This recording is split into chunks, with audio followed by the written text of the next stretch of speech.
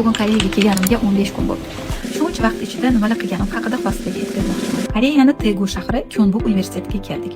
Kelishimiz bilan bizani juda ham iliq kutib olishdi. Kelgan kunimizdan boshlab ertalabki 5 minutkalarda ishtirok etdik va professorlar bilan birga obxod qilishga ham ulgurdik. Mana eng hayratlantirgan narsani oxirida aytib bermoqchiman. Bu safar Koreyaga 3-marta kelishim. Birinchi kelishim Koyko orqali 2017-yil, ikkinchi kelishim esa 2023-yil iyun oyida Koreyani Chongju reabilitatsiya markazi faoliyati bilan tanishib, ular bilan memorandum imzolab qaytgan edik. Bu safar boshqalardan farqli bir oyga kelganmiz. Mana bir oyni ham 15 kuni juda ham tez o'tib ketdi.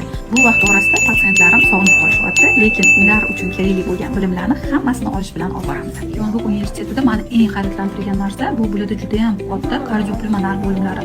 Bundan tashqari revmatologik bemorlar uchun alohida bo'limlar va bugungi kunda eng dolzarb muammolardan biri autizmga chalingan bolajonlarimiz uchun alohida katta bo'limlar mavjud ekan. Xullas, aytaman desam juda ham yengilliklarim ko'p. Bu haqida keyingi postlarda to'liqroq ma'lumot berishga harakat qilaman. Keyingi reelsimda bu yerda bemorlar qanaqa ovqatlanishi, bundan tashqari qanaqa kapelnitsa olishi va reabilitatsiyasi haqida to'liqroq ma'lumotlar bermoqchiman. Agarda sizlarga qiziq bo'lsa, izohlarda yozib qoldiringlar.